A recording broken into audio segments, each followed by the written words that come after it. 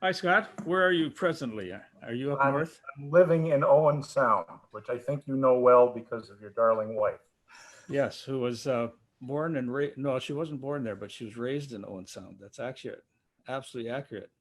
So that's a thriving music town up there now that you're there. Um, I moved up here to sort of get away from it. Oh, I see. I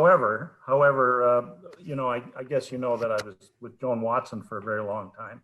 She passed away 5 years ago. Well, she when she moved up here, when we moved up here, people found out that, hey, did you hear Joan Watson's on some guy she's living with, right? But anyway, she ended up teaching some people up here, and I did. There was some kid who tracked me down, Chuck, from Port Elgin, and he's now at the Eastman School of Music. Wow. Yeah, I know. It's pretty cool. So It's we had dangerous. lessons, and so he's now there. You're Fantastic. quite the legend down there, whether you know it or not. Well, let's back up a bit, Scott. I first met you when you were you came into the University of Toronto, the Faculty of Music, as a tuba major. No, I met you. There was a checkout U of T day, and I was still in high school, and I came up and had a chat with you. And then I do remember meeting you in the lobby. And once I got into the school, and I said, "Hi, Dr. Dellenbach. I'm Scott, your student." And you said, "Call me Chuck." Nice, nice. Well, when I was teaching at U of T, I was roughly the same age as my students because I'd gone to grade 12 and Ontario had grade 13 for starters, and I'd also gone through college a little faster than most people. They were trying to get rid of me, so at that time, which was really great because we kind of grew up together. We grew up through the music scene together. Yes, and you, in fact, are about the same age as my brother. So yeah. Yep. So Chuck was the right thing, but I called you Mr. Irvine, right? So you came in with some very special skills. You were different than most students you'd meet entering college. You already were working, I believe. Pretty close. Yeah. In fact, I just did a video. In fact, it was for this student who's at Eastman. It was part of his course. And one of the things I said was, because I started working early, I felt a little bit like Luke Skywalker leaving Yoda before his training was done. Because I will tell you, there are things classically that I never learned to do properly. And one of the examples I said was, the Canadian brass do this toccata and fugue in D minor, and you could give me for the rest of the year to practice. And I said, my exact words were, and Chuck can play that out his butt. But I wouldn't have a hope. Sorry, I wouldn't have a hope in hell of playing. Wait, Jarrett? Do we have a pause? Yeah, we gotta edit that out. That's a little crass for Facebook, Scott. Is it? No. It's fine. I wouldn't know. I'm sort of a newbie with all this stuff. It's fine. We make the rules here. But anyway, Chuck can play that particularly well, and I just, there's certain things I look at and go, I don't know how these guys do this. In fact, I got to say, I'm a little intimidated being on this thing because of seeing that Bobo was there, and Warren Deck, and Sergio, and a few others that are just these monster players. You absolutely should not feel intimidated. You have had a wonderful career here in Canada, particularly because you stayed in Toronto, unlike some of us, and really made a career of outstanding career. You played in the National Opera Orchestra. I guess it has Canadian Opera, yep. Yeah. Now that's something that we did early on. You probably know that was a regular stop for Canadian brass. Fred Mills had been a personnel manager there for some time, and Gene had played there for years. So I just slid in for a couple years, and that was before they really went totally professional. It was really a part-time, seasonal, Christmas, of course. But by the time you were poised, it had become a professional orchestra, a real engagement. And Yep. you fulfilled that beautifully. I got to do the ring cycle, which is, not too many tuba players get to do that. Yeah, amazing, amazing. Yeah, you have a great video on YouTube, Scott. I'm going to put it in the chat. This going solo video. Oh, yeah, that. Yeah, it's amazing. I mean, like, I remember you posting it, I think last year or 2 years ago, and then I rewatched it last night, and you talked about how at the beginning of your career in the COC, it was like a $700 a year position. Well, not exactly. Approximately. It's at the mercy of the contractor. Sure, of course. And there was one year, I guess they didn't need me at all. So, but then we got a collective bargaining agreement, and it has turned into a half decent job to have in Toronto now. And both. In fact, I can speak to this because Chuck was very good about getting his students out there doing stuff. There was actually stuff to be done. So, I inherited a little bit of studio work, which is where I made a lot of money. Was in the recording studios. I inherited that work from Chuck. He put in a good word for Jane Manis in Kitchener and Greg Irvine in Hamilton, no relation. But there were three of us anyway that probably more that benefited from Chuck's tutelage. Well, I have to say something very important about that. And I've gotten a lot of mileage out of this, and I'm not sure how people take it, but I may be one of the most successful tuba teachers of all time, because I think I only ever had 3 students, and they all went to work. I mean, that's a very high percentage. 100% success rate. Yeah, exactly. And also my lesson, I only really gave one great lesson, and the rest was just communication. I really enjoyed having students, like in a studio, and we could talk and play and do all this. But the lesson that I gave was drawing out the map, the directions to get to Arnold Jacobs' house to study with Arnold. That was my best lesson. So I was a very successful teacher. And I unlike most teachers, I knew when to stop. Interesting, because, when people say they go and hear Canadian brass and stuff, I go, yeah, can you believe it? Chuck is still playing up a storm, but it's not surprising because of the fact that you went with Jacobs and you learned so much of what Jake was talking about, and you're a proponent of it. And look at those guys in Chicago; they were all in their 70s, still playing up a storm. So it, in a way, it's not surprising that you're still doing it the way you're doing it. Well, the concept was really nice, which was it was really taking your mind off the technical and getting all involved in having this extreme Olympic run with your instrument. But it was really the idea that you're in music because you love music and communicating music, and try to make it as simple a process as possible, as easy a process.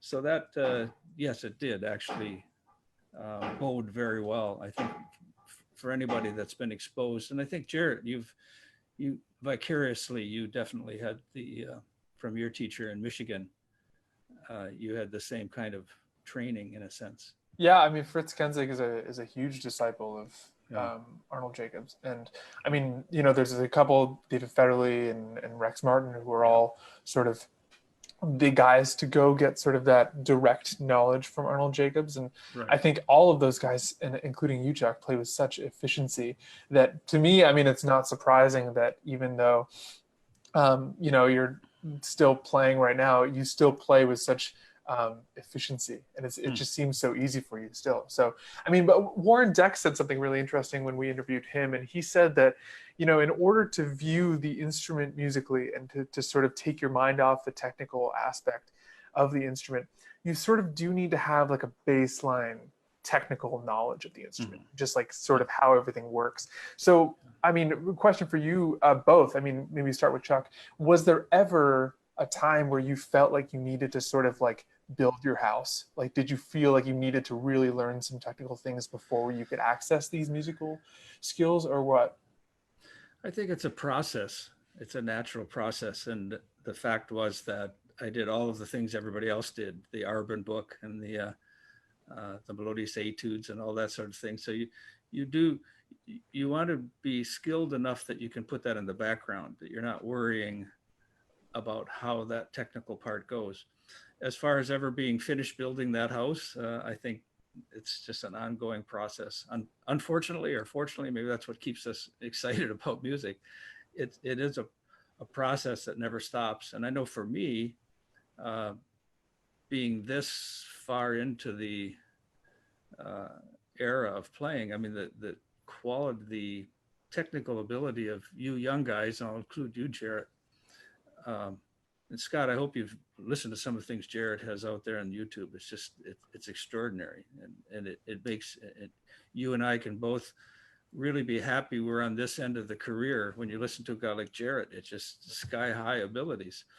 But that also keeps you excited about playing and wanting to do more and realizing there's more to do.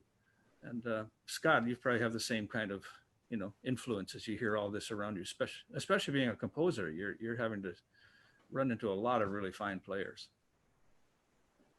Can you guys see me? Yeah. Yeah. Oh yeah. Okay, because I just got this message that I'm unstable. No, you're still there. You're good. All right, well, I'll just keep talking. Oh, wait a minute. Wait. Let's stop. Unstable. Jarrett, now's a good time to do your mental health. No. Yeah, let's go. That's what I'm here for.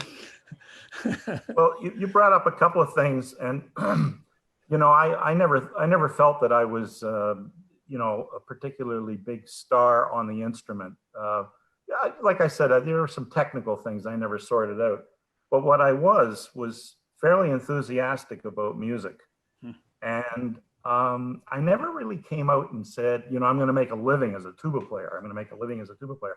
I just wanted to have fun playing the tuba.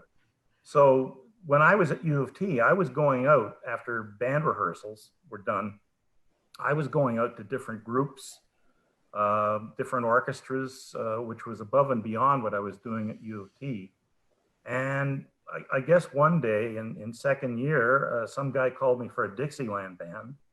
And I said, yeah, I can do that, because one of the things I used to do was play along with Dixieland band records. Was I thinking about technique? Not really. I was thinking about what chord changes that, and I recognize that pattern. I can do it again in this song. And so I kind of started making I didn't know I was making a living until one day I realized I had to fill out a tax return. And it got bigger beyond past that. And yeah, the composition thing came along.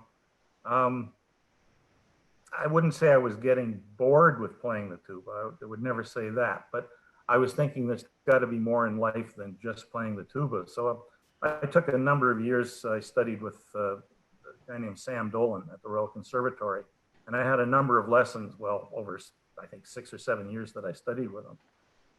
So I got some chops as a composer, but it was the tuba that I was making a living with. Not composition. So, I found that I was writing when I felt like it. And then when we formed True North Brass, I found I was doing more writing, and in a way, not enjoying it as much, because I wasn't calling the shots anymore. We're going to do a Christmas record. I guess I'm going to have to come up with some stuff. So there's that. And the other thing I'd say about my career is I got really versatile.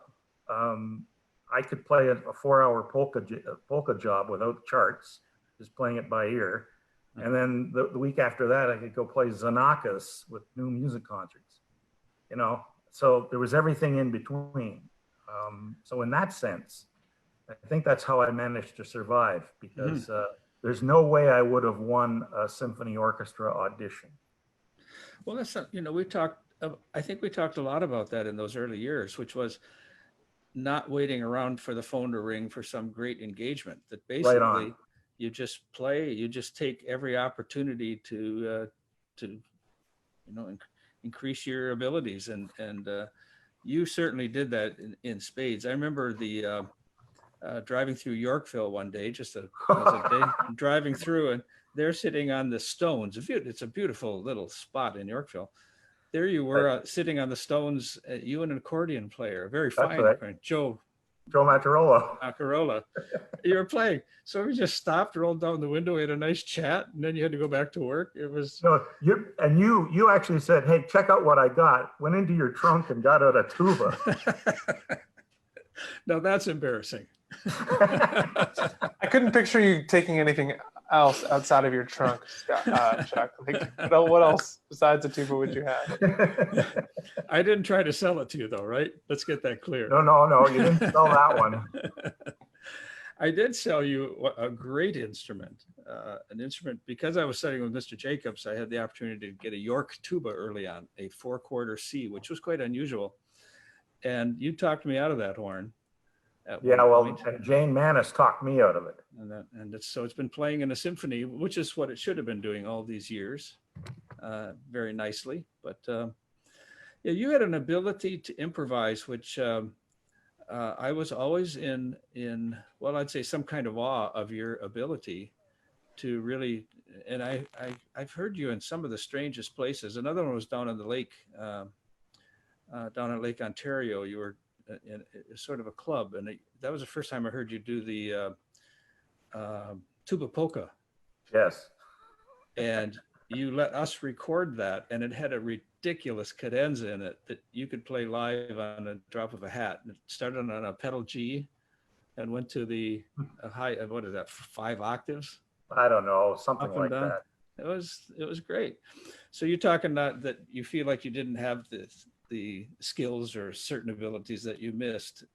I never really sensed that you wouldn't have any ability you needed. And you're very pragmatic, both in the outlook on engagements and the music that you played. You just did whatever you needed to do, and you did it well. That was. It's true. In fact, not to keep mentioning Joan, but one of the things she said, and I'd never heard her struggle on anything all the time I knew her on the French horn, but she said you learn technique through the music. Mm-hmm. And I think she picked that up from Chris Leuba, who was the sort of the horn player between Farkas and Clevenger in Chicago. There's stories about him. A little crazy. I spent 9 hours with him once. I hope it wasn't on a bus or something. It was at the house, and I learned a lot. There's a video of the Chicago Symphony that he's in with Reiner conducting, and it's very telling. He, of course, had stories about everybody in the orchestra that I cannot repeat here. Well, I've got a great Chris Leuba story, and I might as well tell it because it could have been anybody, but it was wonderful. So a fellow I went to school with ended up being the head of the music program out in Seattle, Washington University. And one morning he came to work, and he opened his door, and there was at that time a cassette under the door. So he put the cassette in, and the music was "Take This Job and Shove It." That's how he quit. So here's this amazing horn player, as you just said, Reiner's horn player. Like he did, and he's just a very interesting guy. Very interesting guy. I heard that story from Joan. Oh, wonderful. You should mention Joan was actually she's from the West Coast originally. Dauphin, Manitoba. Right. Okay. And then was the Toronto Symphony, the associate principal horn for many years. That's I think how we all came to know her best. Yep. And then you met up with her, and the rest is history. That was a great relationship. And you actually wrote for her. You wrote pieces. A couple of things. Yeah, nice things. That was a really nice advantage to have all these talents in one person. But how have you seen the music? How have you seen the scene change in Toronto over the years? Well, I have to say, I've kind of retired from playing. I still write. I've been doing arranging and stuff like that. I took an old piece of mine and reworked it for orchestra during this, COVID thing and stuff like that. But part of the reason I got out of it was I wanted to leave on a high note. I wanted to leave when the music director of the opera was saying, "Scott, why are you don't really want to quit, do you?" And I said, "Well, I don't mind telling you, part of it was I was on a lot of gigs with Joan, True North Brass, the opera, the big recording studio stuff. I mean, we played everything together. And it took about 2 years of me after she died. It took 2 years of me doing it to realize that I just don't want to do this anymore. It didn't come out the way I thought it was going to after she died. I don't want to bring this thing down, but that was part of the reason I decided to retire. But I also, I'd done some real estate investment, which didn't hurt. And I'm living in a town that's relatively, except for the house taxes, which are astronomical, I'm living in a town that's relatively easy and cheap to live in. So, I feel like I'm kind of set. But to answer your question, how the business has changed, I found that that's the reason I brought that up I found that I have reinvented myself on a number of occasions. If all I'd ever wanted to do was play Dixieland, which is how I broke into the business, if all I'd ever wanted to do was play Dixie, I'd have been looking for a new job somewhere in 15 years. But because of the Canadian Brass's success, you weren't in town anymore. And I inherited studio work, which really, I look back at old date books now and I can't believe how busy I was in the recording studio. And this is a tuba player talking, not Mo Kaufman or Guido Basso. So that lasted for quite a while. In fact, I almost turned down the opera job because it was getting in the way of playing jingles. Oh.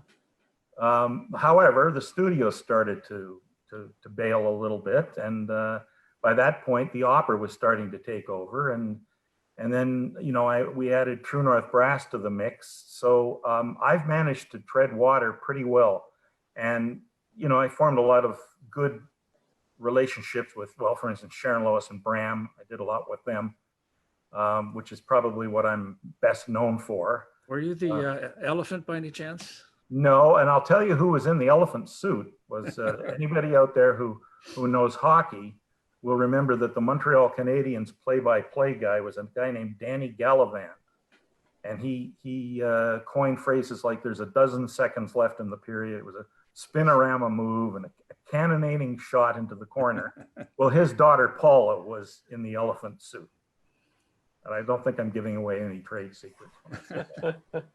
Can you talk about True North Brass a little bit? Because when I was in high school, the first time I saw your name on a piece of paper was True North Fanfare for brass.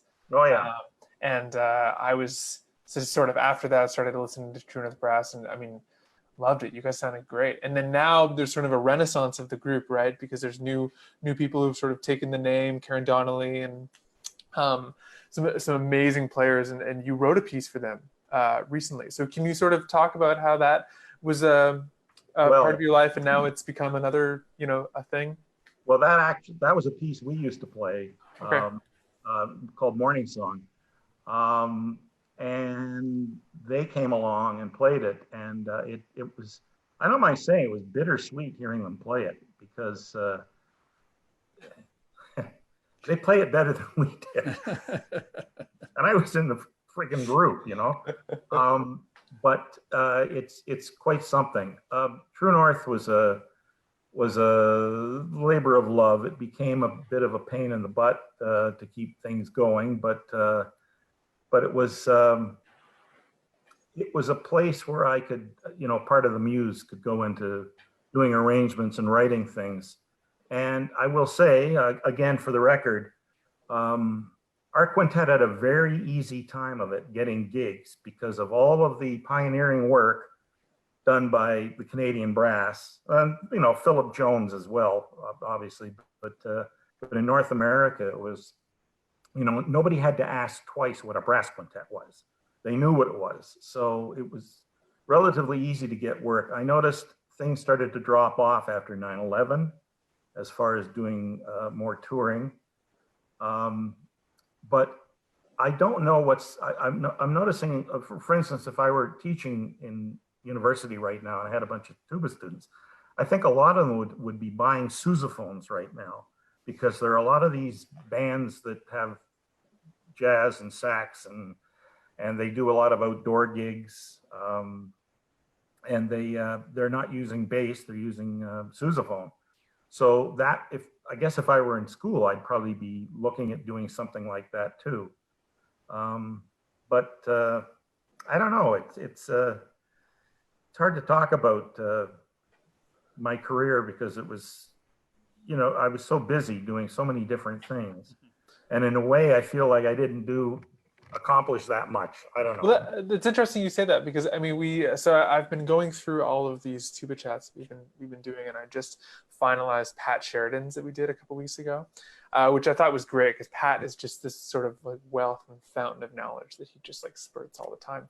And he was talking about how when he first got to music school, he was like, I just want to play the Ride, man, and I just want to play Fountains of Rome, and like that's all I want to do. But in your video on YouTube, and which I'll put in the chat for people who haven't seen it, but you talk about just sort of always being ready to like play these bass lines and like do these things that a lot of other tuba players weren't doing. It's funny, you talk about playing on a soundtrack for a video game that I played, Cuphead. Yeah, and which I was like, I didn't know you were on that. And then I went to go, boot it up last night and play it. And I was like, oh man, I do really like the tuba playing on this. So that's awesome. I just had no idea you were on that. Yeah, and that was a very cool gig. It was all this up-tempo jazz, like it was really good jazz, but it was really fast. And so I played a lot of the what we would call 2-beat stuff in the music, but they had a bass player for some of the fast four to the bar stuff. But I had no idea that this game was going to become what it became. Yeah, it's huge. Yeah, and to the point where my stepson Max, Joan's oldest boy, basically ignored our careers for all the time. So yeah, Mom and Scott, the other musicians, yeah, whatever. Yeah, Mom plays in symphony. Yeah. I don't know what Scott does. Anyway, Max saw my name in the credits on Cuphead and went ballistic. That's awesome. Yeah. Well, so for these students who are listening, and also, I'd be really interested to hear this too. There seems to be sort of these tracks that are sort of grooved into the pavement for musicians. You can like practice your excerpts and like win an orchestra job, or you can like do a doctorate and like get a teaching job. But you've had all this like really varied experience. So pragmatically, like how does one go about in this day and age having this sort of like wealth and variety of work that you've managed to achieve? I mean, that's sort of a big question, but like, what do you think about that? Well, there's a couple of things I could say to that. In fact, I think I mentioned it in this video that you're citing, that I was always very curious about what the tuba could do, or what it might not be doing, but could be doing. And I found that that seemed to serve me well. Although I want to say one thing, and I'd like to think that this was me. There's an American poet named Charles Bukowski, and I like his poetry. The reason I like it is because you can get it on the first reading. The reason I don't like it is because you can get it on the first reading. But he wrote a poem called Between Races, and his alter ego is sort of the guy it's him, but it's not him that's in the poem. The short story is that he's recognized at the racetrack where he's, wasting all his money.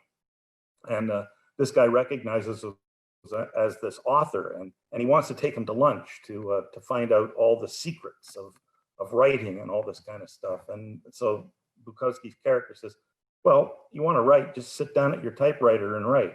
Well, you mean that's it? You're not going to, impart all these secrets to me?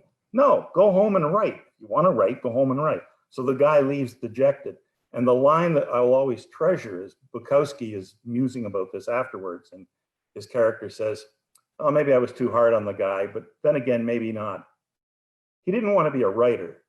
He wanted to be successful at writing. And I think it's important that you want to be a musician. And hopefully the success will come, but even if it doesn't in the way that you expect it to, you're going to be a better person for having done all of it. I think having a musical education is one of the finest things that you can take to a lot of areas. I'm starting to sound like a little bit like this video that you want to tack onto this at the end. But anyway, is that getting a little too heavy? No, it's great. I mean, this is why we do this, to like get this information out of people, right? Yeah. A comment from Steve Butterworth in the chat. He says, "Hi guys, I always felt like Scott's composition and arranging style really helped form the voice of True North Brass, as did some important composers and arrangers for Canadian brass like Freddie Luther, Chris Dedrick, and now Brandon, et cetera, et cetera." So it's important. I mean, it's crazy. I mean, this is also a question for Chuck too, that besides playing your instrument, being in a chamber group, you have to have all these other responsibilities, and you sort of have to be able to do other stuff, because otherwise, like, who's gonna, Oystein talked about this in his chat. He's like, when I was getting good at tuba and I recorded my CD, I was like waiting for orchestras to call. It's like, no, like you have to do more than just like be excellent at your instruments, because otherwise no one's gonna know that you're excellent at your instrument. I think I first thought about this heavily when I was around a very successful pianist. And the pianist had a whole coterie of people carrying the music, carrying the coat, making sure the piano bench was in place, 4 or 5 people screwing around, making sure everything was perfect for the pianist. We don't have that in our profession. Like brass quintet, we couldn't even get management. In the early years, we were considered a second or maybe third class string quartet. And agencies just didn't figure they would ever be able to make money. And that's unfortunately agency rule, backing a brass quintet. So you're absolutely right. Everything had to be kind of self-managed, I guess you'd say, from top to bottom. So you had to become an expert not only in playing the music, picking the music, sharing the music, figuring out how to talk to audiences and how to get people on side, but also how to negotiate or be careful about not over negotiating with, at that time we had CBC, and our first recording could be held up as one of the worst contracts ever made. I mean, we knew what the standard was, and we knew that that wasn't going to be possible. And we did it anyway, because that meant we had an LP when people couldn't make their own recordings in their basement yet. And that LP was something that we could take to New York, and led to all these other things. And I think that's something, Scott, I remember we spent a great deal of time with a young composer. You had a very good friend, Gary Kolesha, who was composing at the time. That's right. And Gary was concerned that the Canadian League of Composers, all the famous names here like John Weinsweig and Warowitz and so forth, they just weren't going to give him any time of day because he was young. He probably couldn't even get answers back if he called them. And we said, and you and I kind of double teamed him and said, well, don't wait around for that introduction. Do something. Maybe in the meantime, you could do a few arrangements, lower yourself to do some arrangements. And gosh, we recorded the Largo Al Factotum, which I think tuba players all over the world have played that. There must be 1,000 of those copies in tuba players' hands. He did a whole set of Debussy pieces for us that we recorded and actually took to the Edinburgh Festival, where Kolesha's arrangements. And as irony would have it, isn't he sort of the head of the League of Composers now, the very same organization? Now, I have missed most of that because of my lousy connection, but I'm going to try this on the iPad. So bear with me, guys. I can guarantee you everything I said was excellent. Don't. Yeah. But Jarrett, you probably have seen Gary Kolesha's name on compositions. Oh yeah, all over the Canadian Music Center too. Just when I was researching stuff last night as well. So there was just that little bit of time, and I think maybe every performer, every musician, maybe every profession is the same. There's that little bit of time where you can get frustrated and decide you're not being listened to, or nobody cares what you're doing, where you could just wander off and say, well, I'll just play video games. But that's the time to really just do what you need to do to keep your hand in, to be part of that whole operation. And when you look back, it'd probably be remembered as some of the most fun you had too, because it had a different kind of, it's a different kind of pressure, different kind of getting organized. So that's something that we spent a great deal of time. I know when I did have young students in my care, that was my basic message, was the same as Scott mentioned earlier is not worrying about success. Worry about activity. Don't basically don't turn anything down. See how you can make something out of just about any opportunity. And Yeah, start. you said that to me very early on. I think like that was one of the first pieces of advice that you had when we first started communicating, was that like, if even if a gig is free, like just do it for the experience. And there's so many things that I've done over the years for free that I sort of regret at this point. And like maybe at the point now where I would like to be earning money for most of the things I do. But there is a period where it really makes sense to sometimes not get paid to do work in order to, diversify your experience, but also to make contacts. So I think that's a really interesting point. And it speaks to sort of your entrepreneurial spirit. It's like if Chuck Dellenbach says, it's okay to take a gig that doesn't pay anything, I think, most people could probably do that. I think sometimes we get good advice that isn't really good advice. People that are very experienced say, well, I know that this sort of thing can do this for you, or it could pay this, or I know somebody that earned this, which may or may not be true. This is a lot of dead ends. People advise you because they know something. And boy, the best thing is just to just jump in there and see. Are you back with us, Scott? Yes, I've been listening. Excellent. I have no video for some reason, but I can hear you all. That's yeah. Your video looks better now, so we're all good, I think. Oh. Yeah. But you didn't shave this morning. You got the beard. I've been doing this. Don't shave for 4 days, and then. Oh, nice. And then I do. The other thing, if you'd seen me 2 days ago, my hair was unkempt. But they've relaxed restrictions here to the degree where I was able to go into my my hair salon up here, and I think there were just 4 people in it. But wow, how did they do that? 6 foot long scissors, right? Yeah, just isn't that what they were saying in the States? Yeah, you could do some creative. Oh well, don't want to get political. And my personal trainer may start up again with me, so. Yes, a personal trainer. Nice. Well, I've put on weight. In fact, they call it a grief belly after Joan died. I put on weight. I mean, I was always chunky, but I'm also incredibly healthy, and I don't want to take advantage of that, and take it for granted.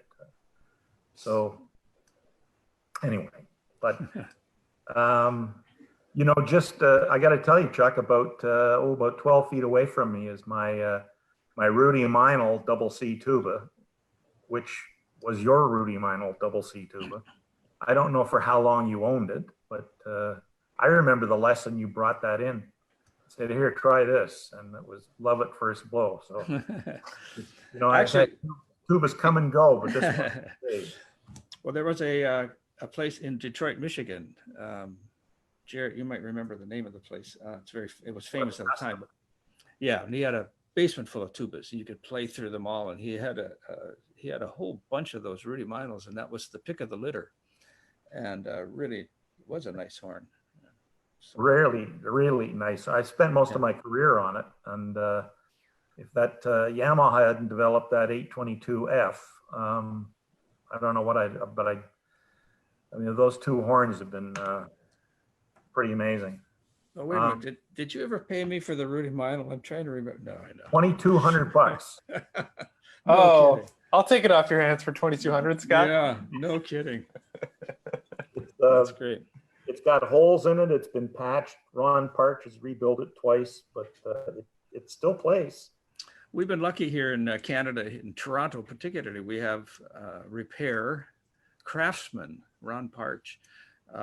Musicians come from all over North America. I know it was funny that to meet famous brass players, I'd meet them in Toronto because they came to get Ron to fix their instruments. So we've been very fortunate to have him nearby, and I'm sure he took care of that horn as well as, and he loved handling brass. Yeah, he as he's gotten older, I don't think he's doing tubas much anymore. But that was the. My dad was he was a music teacher, but he loved doing oboes and clarinets and all that sort of thing. And we had a very good friend of our family was a repair guy, And he said, well, the first thing you do in repair, as soon as you get a little bit successful, the first thing you do, you drop tubas. They're too heavy. They're too heavy. You move up. So I guess Ron finally got to that point, eh? Yep. Well, It's a good question in the chat for both of you. So Justice McKenzie is asking, what's the single most important performance to you personally that you've ever been a part of? Maybe start with Scott. I may cry, oh. but I used to do, one of the other things I did was I played community concerts for the Toronto Symphony education programs. They would send mostly freelancers out to do stuff. And I played at the Crippled Children's Center up the Hugh McMillan Center. I used to do something there every year. And there was one day I was doing my usual, you know, this is how you make a sound, and then all that kind of stuff. And then I said, now I'm going to play you something from television that you might know. And at the time, I think I played something from the Flintstones, and you know, the kids reacted to it. And then I saw that there was this commotion at the back of the gymnasium, and there was sort of a little flurry of activity. I didn't think much about it because obviously I was in a hospital type situation. And then at the end, one of the teachers came up to me and said, "Oh, you won't believe what happened." I said, "What?" And she said, "You know, when you played that thing from the Flintstones, there's a little fella that we've been trying to do therapy with who was in a horrible car accident. He couldn't move his head, but as soon as he heard the Flintstones, he turned his head." And, you know, that's probably my greatest performance. Oh, That's amazing. That's really amazing. I've had some traditional moments, but that's probably it right there. Because, you know, it gave them an opportunity to know how to work with the kid now. And music did it. Music did it. beautiful. Right.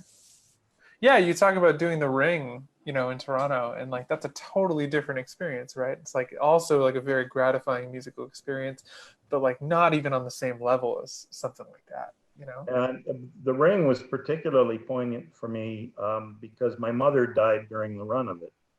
And you remember my mom, Chuck. Oh, yes. Oh, yes. And my grandmother Sweetheart. too. Yeah. Anyway, Mom died during the Ring, but it kind of intensified the moment for me. I can't explain it, but anyway, I would I did get to play a couple of the operas after we did the Ring. We did Siegfried again. We did Götterdämmerung again, and it wasn't as much of a moment for me, but doing the whole thing was.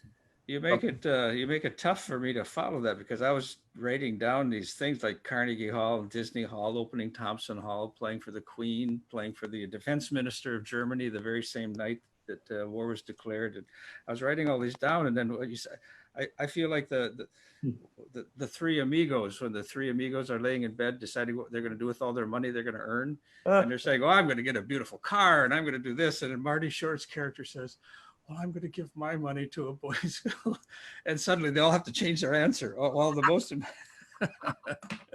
So now, let's see. Well, there was a time yeah, no, it's things like that, the wonderful opportunities, and they come up from in the strangest ways and the least expected. When you have somebody in your audience suddenly that comes from the past, and they just happen to be there.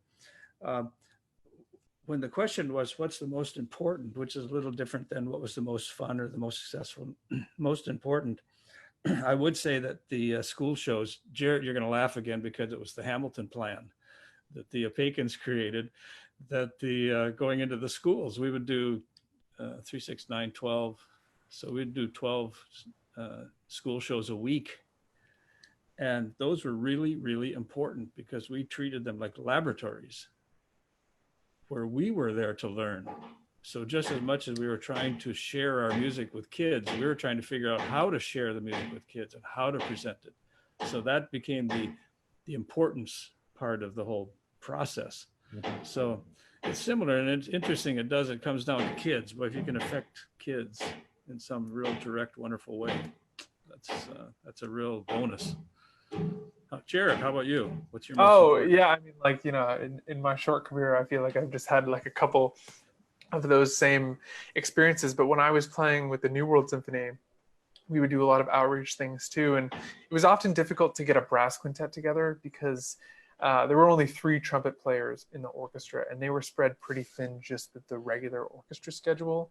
So oftentimes we try to put together like different other groups. And I was paired with a violin player. And so we did a lot of chamber music together. And we went to a shelter where children were removed from situations of domestic abuse in their homes, and they were living in this place, basically sort of like I don't know what you call it, but anyway, these kids were taken out of their homes because they were in danger. And one of the first things they told us when we got there, they said,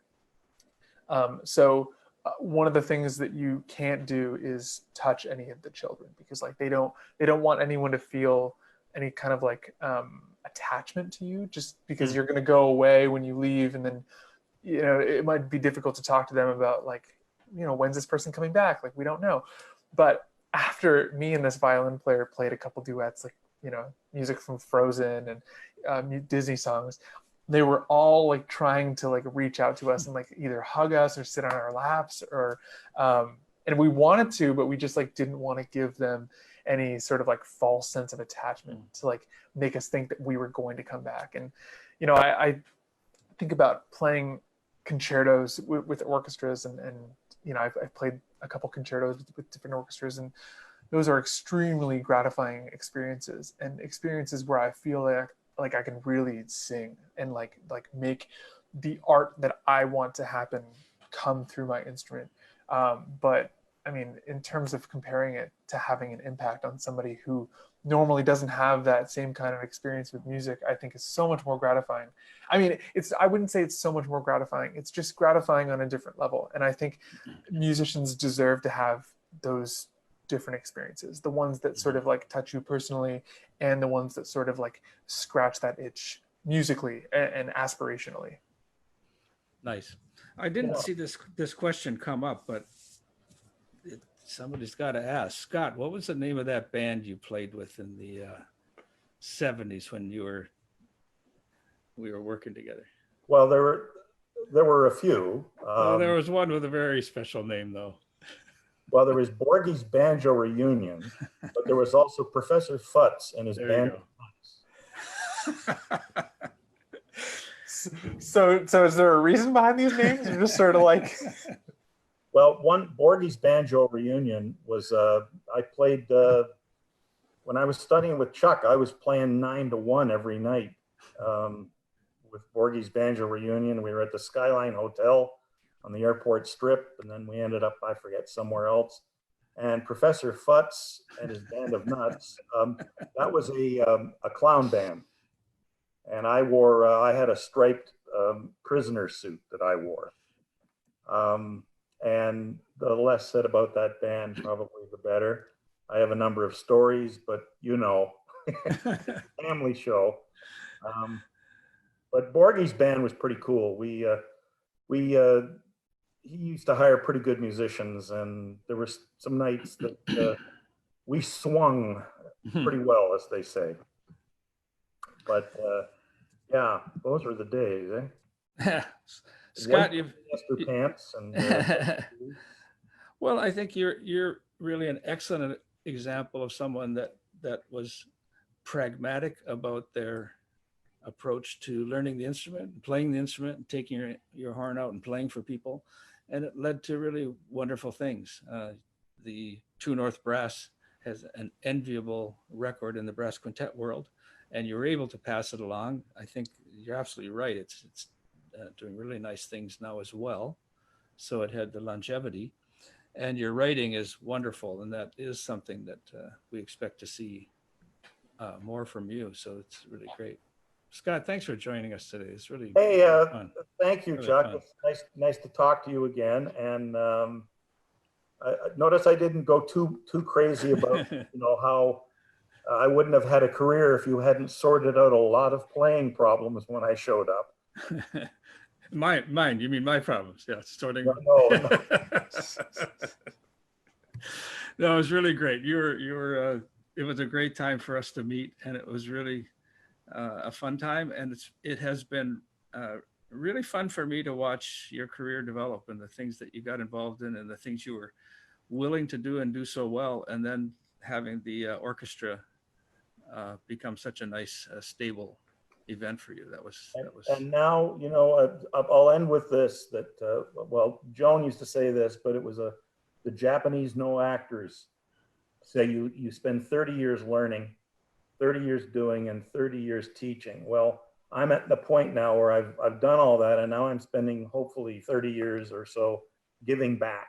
Nice. So I'm on 2 boards up here. There's an Il Sistema orchestra thing we have going on up here, and I also have a meeting this afternoon with the on Zoom with the Georgian Bass Symphony. I sit on their board. So it's Excellent.